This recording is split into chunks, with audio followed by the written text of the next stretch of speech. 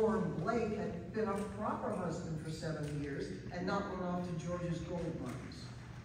All I said was that I wanted to have a special fundraiser to highlight the importance of dress reform, stressing health reasons, of course. Horses to die for, fake hair for catching insects, bustles and trains on dresses to clean the streets of filth and bring it home and choose that Mary Jane Safford.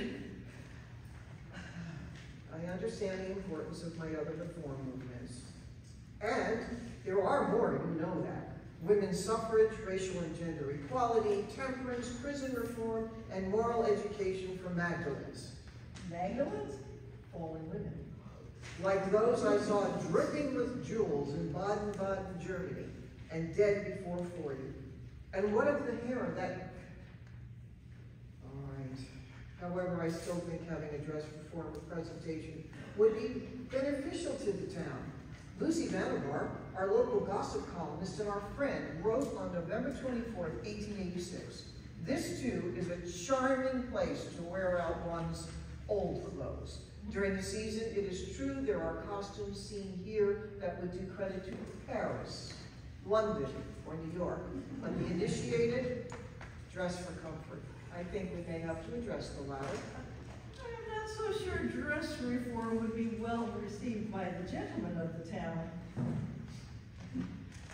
Perhaps dress reform might be too well received by the gentlemen of the town, especially if you were to demonstrate some of the reform undergarments you have been. You mean like these?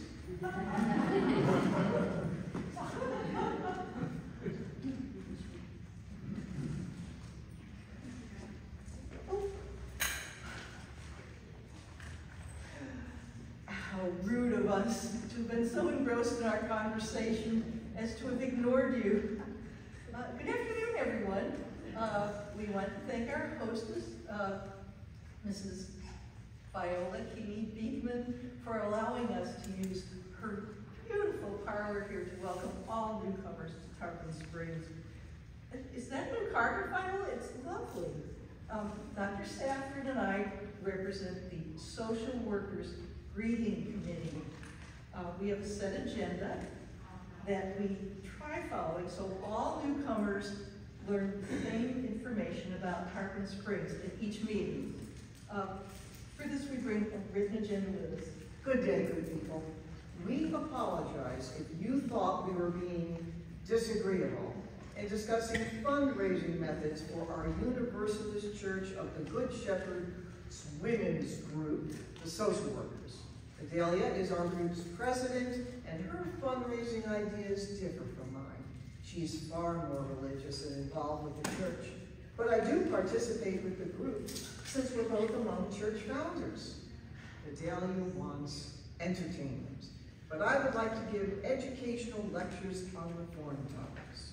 However, I do realize that Fidelia's events help to finance projects for our fledgling city. Entertainment. One day I provided entertainment by reenacting my friend Clara Barton for the group. Lucy's gossip column reported it. Can you believe it is already March 1887? A splendid time to be in Tarpon Springs on the Pinellas Peninsula in Hillsborough County in the state of Florida. Tarpon Springs was just incorporated several weeks ago on February 12th. It's incorporated as a city by a vote of 33 out of 46 registered male voters. You can see by our sashes,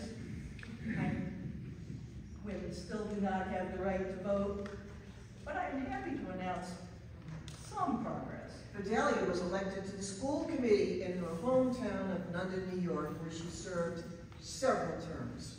And Mary was elected to the Boston School Committee in 1875. Where I served one term. Oh, is there anyone here who I know who could read the first ordinance designed by a recently elected male official? Oh, Mr. Jones. Mr. Jones, do you mind? Thank you very much. Thank you. Let me have a look here. Oh, yeah. Oh yeah, the city's first ordinances devised by men include set up the boundaries, name the streets, good idea, provide for law and order, no shooting of guns is permitted in city streets, livestock could be kept off the streets, and preserve the shade trees along Tarpon Avenue, lovingly planted by J Safford, one of the town's founders, and newly elected commissioner. Every day is Arbor Day for Anson. Thank you, Mr. Jones. Public bathing attire should cover a person from the shoulder To the knees. The ladies clean the streets, raise money to build boardwalks, and promote the first oil-burning street lamps. Women lighting the way.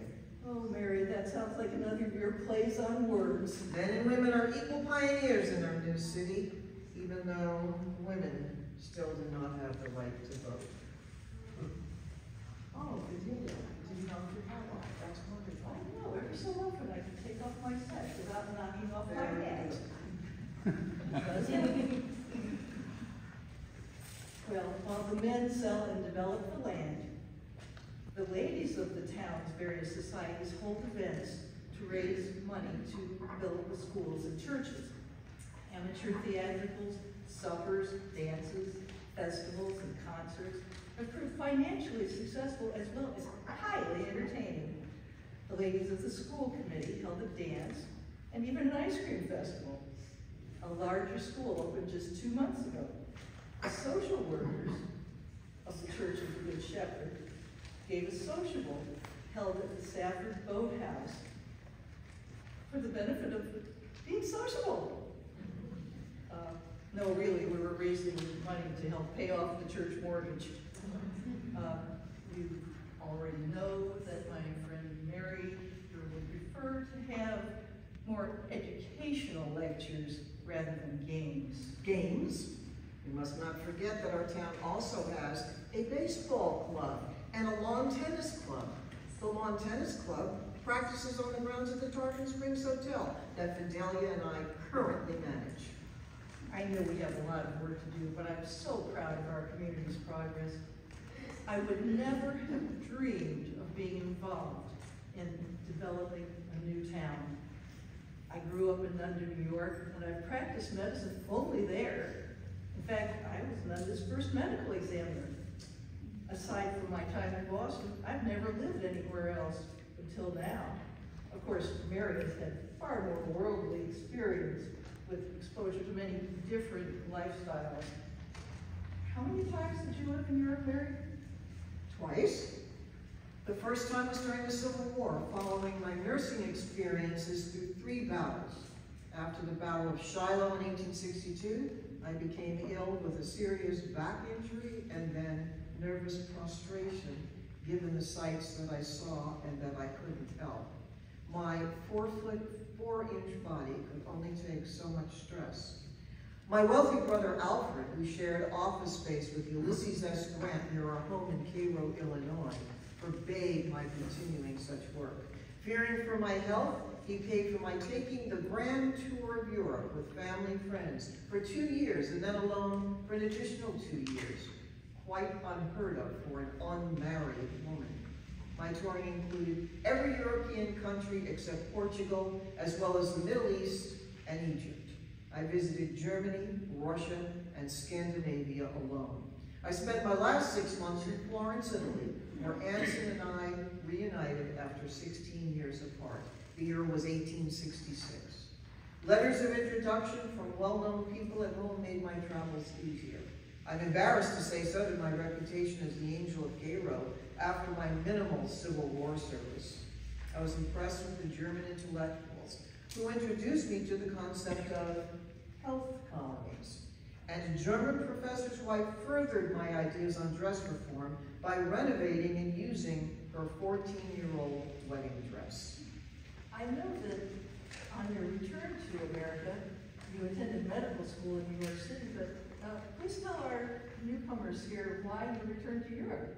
In 1869, after receiving my medical degree in New York at the Women's Homeopathic Medical School, I traveled to Vienna, Austria, and then to Breslau, Germany for postgraduate studies in surgery.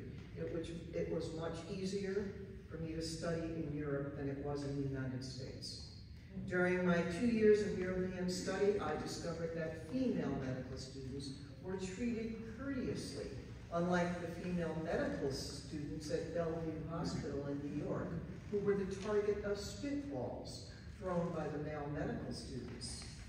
We even armed ourselves with switchblades to protect against them.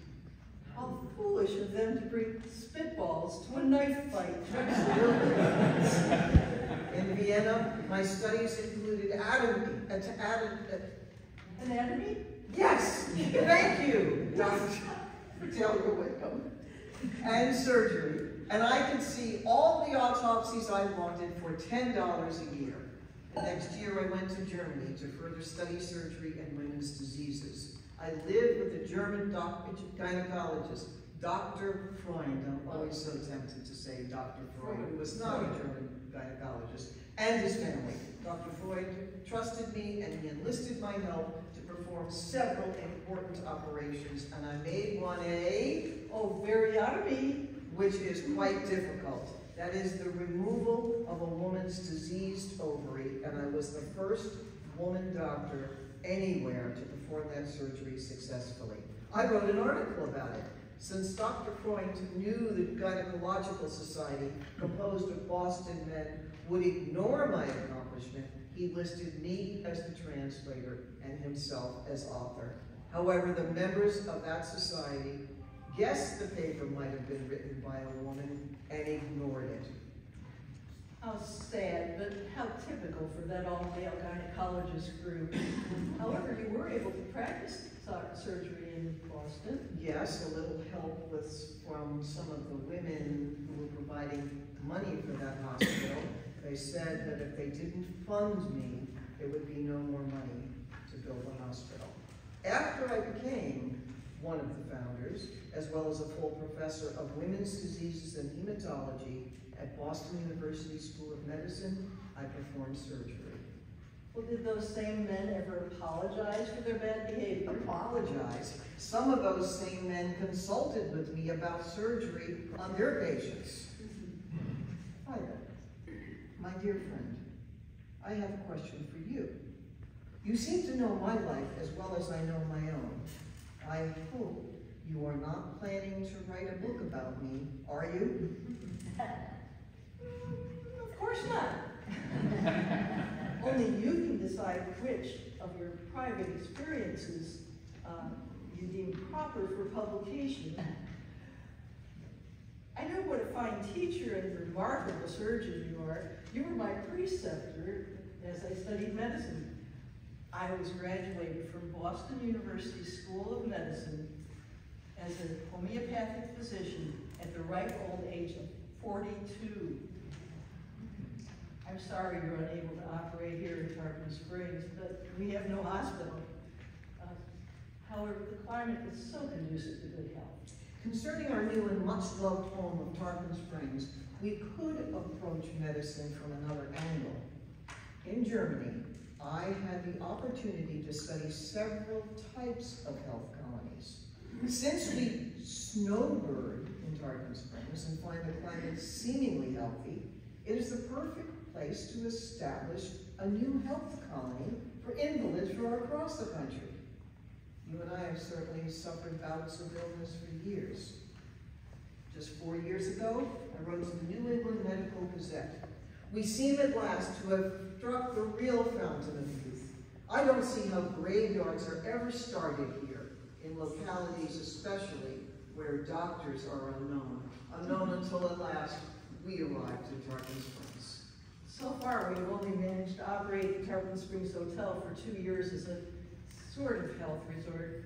I hope we can continue working toward future projects such as the health colony we are planning. Please share with our newcomers how this fortunate opportunity has arisen. It was a complicated series of events, but I have my brother to thank for the results. About 6 years ago, my brother's J Safford, ex-governor of the Arizona Territory, became one of Hamilton Diston's business partners and the chief real estate agent for the Lake Butler Villa Land Company. Hamilton Diston and Associates had acquired 4 million acres of Florida land for 25 cents an acre. Florida then was on the verge of bankruptcy. They chose the best 70,000 acres to establish a settlement that became Tarpon Springs. Diston and Anson both felt it the perfect place to establish a health resort. Mary Ormond Boyer, one of the very first settlers here, watched the tarpon fish spring out of the bayou, and as the legend goes, she said, "Look how the tarpon spring." Hence our city's name of Tarpon Springs. With your quirky sense of humor, you'd appreciate that legend. I remember when you gave that nice young couple for their second wedding anniversary an alligator tooth keychain, and you're declaring it their tooth anniversary. Thank you. Have some more tea. Really? You had to tell them that? I first visited Tarpon Springs in 1882-1883 with 2 children, my 3-year-old niece Margarita and newborn Gladys. Leandro stayed in Boston to finish high school. Do you remember your visit here in spring 1883? Of course. I think I've lost a page. Well, I believe you might have hung up a shingle to practice then, but I'm not sure what you practiced. Your letters to me indicate your passion for Florida's flora and fauna, but not a word about doctoring. About that time I read in the Women's Christian Temperance Union newsletter, Dr. J Safford, sister of ex-governor of Arizona, has taken 200 acres of land near Tarpon, Florida, where she intends to plant a colony. She has an idea of establishing a sanatorium in that colony, to which invalids will likely be attracted from all parts of the state. Dr. Safford is an energetic, shrewd, and brilliant woman, highly cultured, and exceedingly able in her profession. I did not write that. No, Francis Willard did. And free publicity for us. I've been busy writing also. How do you like this? And we are in the bright land of the sunny south in new paradise called Tarpon Springs.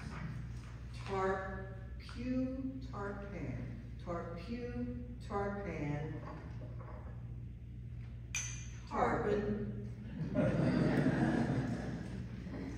There are mineral springs bubbling up through the salt water of this bayou, which are highly valued for their medicinal properties. It is a healthy place. Have some more tea. That's all right. Although the water does not smell like the roses in my garden, I must answer emphatically. Undoubtedly, the natural sanitarium of the Gulf Coast. Sanitarium. Really, I hope our audience understands the difference. The following excerpt is a lovely piece of propaganda I wrote about the Tarpon Springs Hotel. Construction on the Tarpon Springs Hotel began in 1883 with lumber from Hamilton Diston's sawmill in Atlantic City, New Jersey. Opened in 1884, it is a grand 3-story building with running water both cold and hot, broad piazzas with fruit trees, and a few short steps from Spring Bayou where guests can drink the healing waters and avail themselves of sailing, rowing, and fishing. In the interest of health, no coffee, tea, alcohol, pepper, limes, white flowers, sweets, or cigars are permitted. Our advertisement listed as a sanatorium and health resort for the comfort of invalids and within the price range of all health seekers. You may have guessed we're not drinking tea, but pure, natural spring bayou water. By the way, I do know that my brother's grapefruit juice is very possibly Moselle. What better place to purchase land here than in Tarpon Springs? And we both have. I was one of the earliest customers of the Lake Butler Villa Land Company, purchasing land bordering on Hidden Lake. For any of you interested, Mary's brother Anson would be happy to help. We certainly have been busy. You as newcomers should know that due to rapid development of vacant land, we now have a bank, a post office, several churches, 3 hotels, just about any kind of business you can imagine.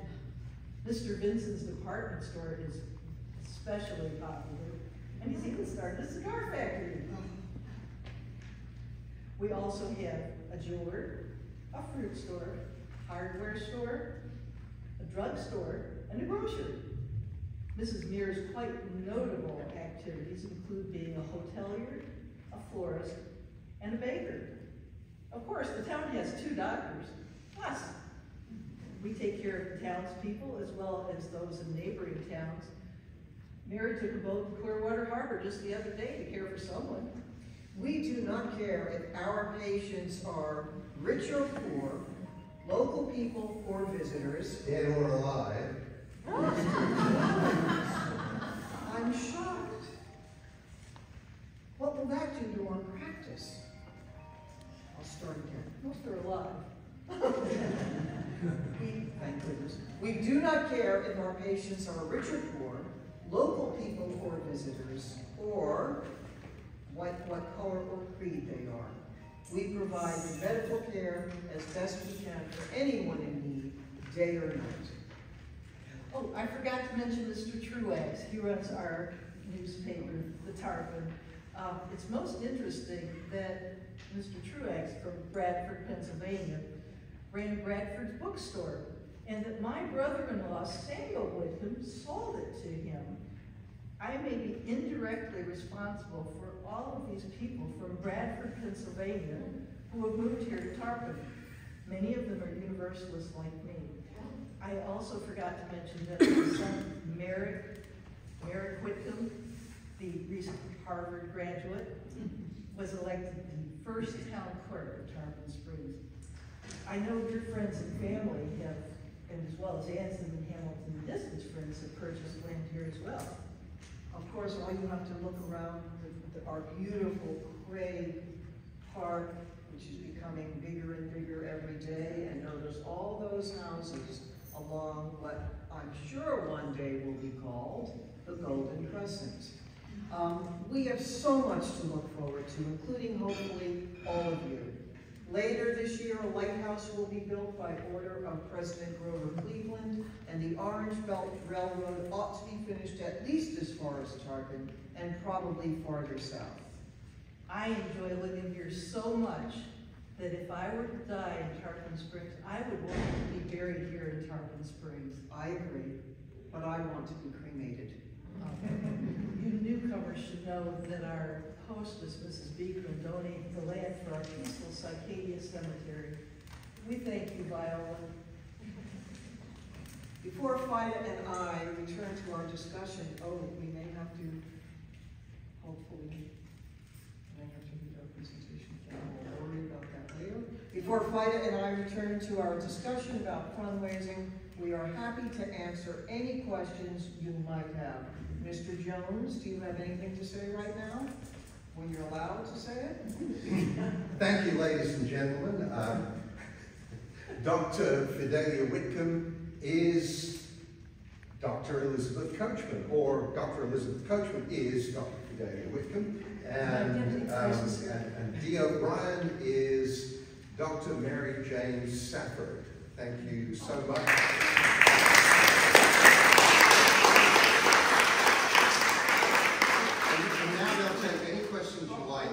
I was going to, moderate this in case any of you were going to ask things about the bloomers. But, you know, go for it, whatever. First, there's a disclaimer. Drinking spring bayou water may be hazardous. It was hard for us to figure out how to hold our nose and keep our places in our papers. And not spill water all over ourselves. Yes. Especially even if there wasn't water in the cups. But there is. There is. Any questions? Yes, Mr. Bill. Yes, did you have anything to do with the sponge diving industry? Not a bit. No. Why not? Right? We are the first group of settlers. The sponge people are the second group of settlers in 1905. There were people here before 1882. It was Mary Ormond who married Joshua Boyer, who came up from Bahamas by boat. They fell in love, they got married. They were the only people living around this area at that time. Their house on Boyer Street is now at the Heritage Village in Largo. Mr. Ormond later left and went to the East Coast and made Oregon Beach. And so they lived for a long while in the fruit bowl section, if you know where the fruit bowl section is. Lemon, lime, pineapple, banana. Yes. And also, the two of us, characters, did not live much longer after this. Fidelia was dead the next year. Which is why I think we wrote, and Elizabeth wouldn't let me do it, I wanted to throw all the papers of our previous written lectures all over the floor. And she said, no, what will they think? And I said, I don't know, but we must have rewritten this. It's better for Shakespeare. Yeah. We must have rewritten this at least 17 times. Because that number, yes. At least our husbands, Graham Jones and Mike Coachman, would probably attest to that. Because as Graham drove us back this morning to our house, I said I forgot my glasses, so he drove us back. He goes, it's over already? Thank goodness. Mike was polite enough not to say anything. And what's interesting about Fidelia, she had been ill apparently before she came to Tarpon Springs. Her family, she was happily married to a man who was a banker in London, New York. But she came down here in the wintertime because it was better for her health. But when she was really becoming more ill, she sought health in Healing Springs, Virginia. Not Tarpon Springs in August, but she was up in Virginia trying to get well. I don't think I would come to Tarpon Springs in August and September if I had, and possibly tuberculosis. I would wonder if that's what, she had a chronic illness of some sort. And she died April 1st of 1888. And she is buried in Cycadia Cemetery in an unmarked grave. Which, you should say what you and Mike tried to investigate there. Well, yes, we know where she's buried. We take something to poke in the ground, see if we can find it.